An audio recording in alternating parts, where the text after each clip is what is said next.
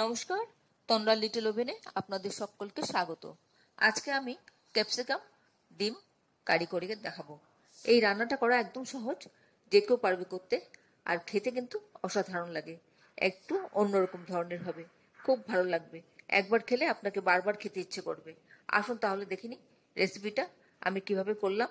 এই রান্নাটা কারিটা করব বলে কারির জন্য যা যা লাগবে সেগুলো সব এখানে নিয়ে এসেছি। এখানে আছে সেদ্ধ করা ডিম 4টে, আলু সেদ্ধ আছে, আর আছে টমেটো, ক্যাপসিকাম, পেঁয়াজ, কাঁচা লঙ্কা। এই দিয়ে রান্নাটা করব। আর যা যা লাগবে সেগুলো আমি একে একে বলে যাব তখন। আর এছাড়াও আরও কিছু লাগবে। আমি এখানে এই ডিমগুলি সেদ্ধ হয়ে গেছে করে রেখেছি, এগুলোকে আমি একটু ফক দিয়ে গেঁথে নিচ্ছি, যাতে রসটা ভেতর পর্যন্ত ঢোকে। আমি ছুরি দিয়ে কাটবো না, এইভাবে গেঁথে গেঁথে নেব। এইভাবে গেঁথে নিলে ডিমটা মানে একদম নিটল থাকে, গোটা গোটা অবস্থায় থাকে, দেখতে ভালো লাগে, কোনো রকম চিড়তে হয় না। আর গেঁথে গেঁথে নিলে বাইরে থেকে দেখলে বোঝাও যায় না যে এটা গাঁথা হয়েছে। এইভাবে আমি আপনাকে কয়েকটা ডিম গেঁথে দেখালাম। আর তারপর আমি এর মধ্যে একটু নুন আর হলুদ দিয়ে মেখে নিচ্ছি আলুর মধ্যে, আর দিয়ে দিচ্ছি, আর ডিমও দিলাম। সবটা নুন হলুদ মাখিয়ে রেডি করে রাখছি। তারপর আমি রান্নায় যাব।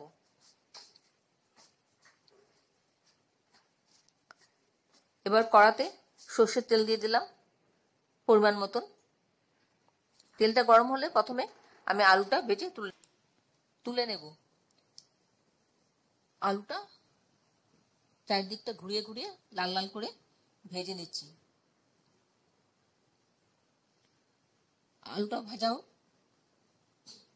ততক্ষণে মিক্সিং জারে আমি পেঁয়াজটা পেস্ট করে নিচ্ছি। তার সঙ্গে একটা কাঁচা লঙ্কা দিয়ে দিলাম। আলুটা ততক্ষণে লাল লাল করে ভাজা হয়ে গেল, আমি তুলে নিচ্ছি। আর পেঁয়াজের পেস্টটাও আমার তৈরি করা হয়ে গেছে।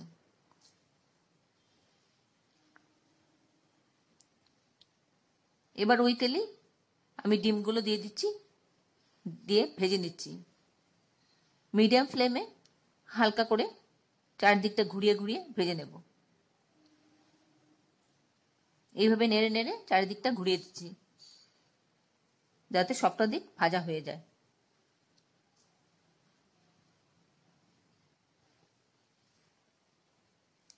আপনারা কে কোথা থেকে আমার এই রেসিপিটা দেখছেন প্লিজ একটু কমেন্ট বক্সে কমেন্ট করবেন, আমার তাহলে খুব ভালো লাগবে। আর নতুন কোনো বন্ধু প্রথমবার আমার চ্যানেলটাকে দেখে থাকলে আপনাকে একটা বিগ হাগ জানাচ্ছি। চ্যানেলটাকে সাবস্ক্রাইব করে নেওয়ার জন্য অনুরোধ রইল। পাশে বেল আইকনটা অ্যাক্টিভেট করে নেবেন, যাতে পরবর্তী আমার সমস্ত রেসিপির নোটিফিকেশন সবার আগে আপনার কাছে এসে পৌঁছয়। আর আপনি যদি ফেসবুক থেকে দেখে থাকেন তাহলে ফলো অপশনটা ক্লিক করবেন আর একটা লাইক দেবেন, তাহলে আপনি আমার সাথে জুড়ে যাবেন। আপনি আমার সাথে জুড়ে গেলে আমার সমস্ত রেসিপি নোটিফিকেশন সবার আগে আপনার কাছে এসে পৌঁছবে। আমি ওই তেলেই পেঁয়াজ বাটাটা দিয়ে দিলাম, আর একটা তেজপাতা ছিঁড়ে দিয়ে দিলাম। একটু ভাজা ভাজা করে নিচ্ছি। পেঁয়াজের কাঁচা গন্ধটা যখন চলে যাবে তখন ক্যাপসিকামটা দিয়ে দেব। টমেটোটাও দিয়ে দিলাম। এবার ক্যাপসিকাম টমেটো দুটো একটু ভাজা ভাজা করব, সাথে একটু নুনটা দিয়ে দিচ্ছি যাতে তাড়াতাড়ি নরম হয়ে যায়। আদা বাটা দিয়ে দিলাম 1 চা চামচ, আর দিলাম হলুদ গুঁড়ো 1/4 টিস্পুন। ওখানে আদা বাটা, আদা রসুন বাটা একসঙ্গে ছিল। আদা রসুন বাটা আমি 1 চা চামচ দিয়েছি।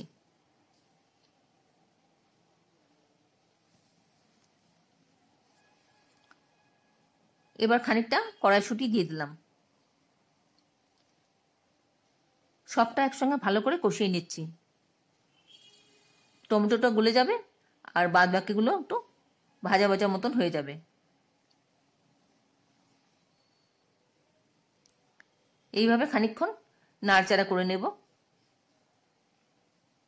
আপনারা যারা এখনো পর্যন্ত আমার চ্যানেলটাকে সাবস্ক্রাইব করেননি, ঝটপট সাবস্ক্রাইব করে নিন। আপনাদেরকে আমাদের মাঝে দেখতে পেলে আমাদের খুব ভালো লাগবে।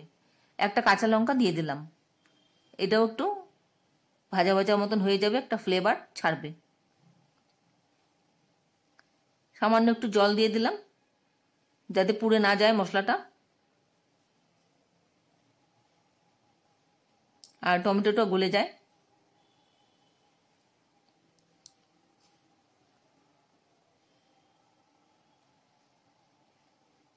এবার ডিমটা আর ভাজা আলু আর ভাজা ডিম দুটোই দিয়ে দিলাম, দিয়ে খানিকক্ষণ কষিয়ে নেব মশলার সাথে। আর যখন কষাবো তখন এগুলোর থেকেও একটু অ্যারোমা অ্যাড হবে। একটু চিনি দিয়ে দিলাম স্বাদ মতন, আর টক দই দিয়ে দিলাম। 2 টেবিল স্পুন দই দিয়ে দিলাম। দইটা দিয়ে ভালো করে মিশিয়ে নিচ্ছি। দই দেওয়ার সময় তাপটা কিন্তু কমিয়ে নিতে হবে, তা না হলে দইটা কেটে যেতে পারে। তাই দইটা দেওয়ার সময় তাপটা একটু কমিয়ে নিতে হবে। এবার ভালো করে মিশিয়ে নিচ্ছি দইয়ের সাথে ডিমটা। খানিকক্ষণ এইভাবে মেশানোর পর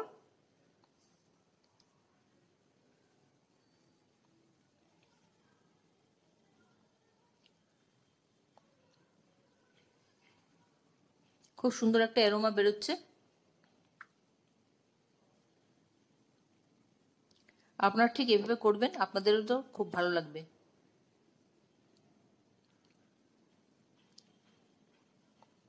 এবার এর মধ্যে আমি দিয়ে দেব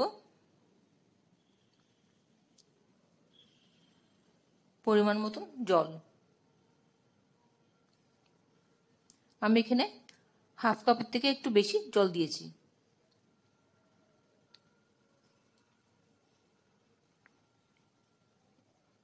ভালো করে নেড়ে চেড়ে দিচ্ছি।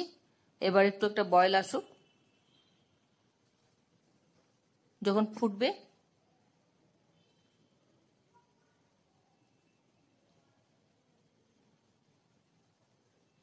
আশা করি আপনাদের ভালো লাগছে আমার এই রেসিপিটা। যদি ভালো লেগে থাকে অবশ্যই একবার এভাবে করে খাবেন। বয়েলটা আসার জন্য অপেক্ষা করছি। খুব সিম্পল রান্না, অথচ খেতে খুব স্বাদ লাগবে। এখানে খানিকটা কসুরি মেথি নিয়ে নিচ্ছি। কসুরি মেথিটা সবসময় দেওয়ার আগে একটু হাতে ঘষে নিতে হবে, একটু অ্যাক্টিভেট করে নিতে হবে, তাহলে ফ্লেভারটা খুব সুন্দর বেরোয়। খানিকক্ষণ হাতে ঘষে তারপর আমি কসুরি মেথিটা দিয়ে দিলাম। এইবার ঝোলটাও ফুটবে আর মেথি পাতাটা থেকেও সুন্দর একটা অ্যারোমা অ্যাড হবে।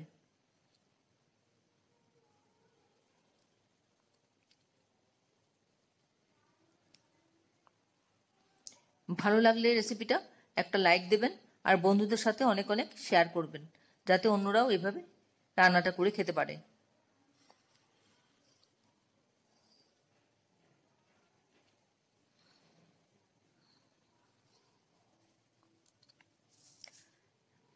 এতক্ষণ ধৈর্য ধরে আমার এই রেসিপিটা দেখার জন্য আপনাদেরকে অসংখ্য অসংখ্য ধন্যবাদ। আপনারা সকলে ভালো থাকবেন, সুস্থ থাকবেন, ঈশ্বরের কাছে এই কামনা করি। গরম মশলা দিয়ে দিলাম হাফ টিস্পুন।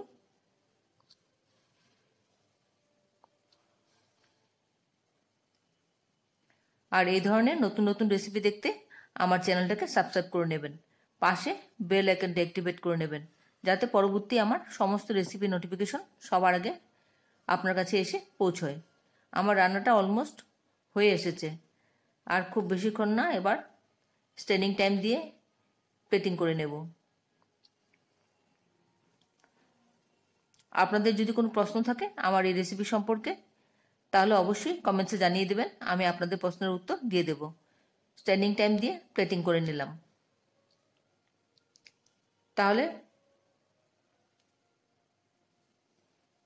ভিডিওটা আজকে এখানে শেষ করছি। আবার দেখা হবে পরবর্তী রেসিপিতে। ভালো থাকবেন সবাই। নমস্কার।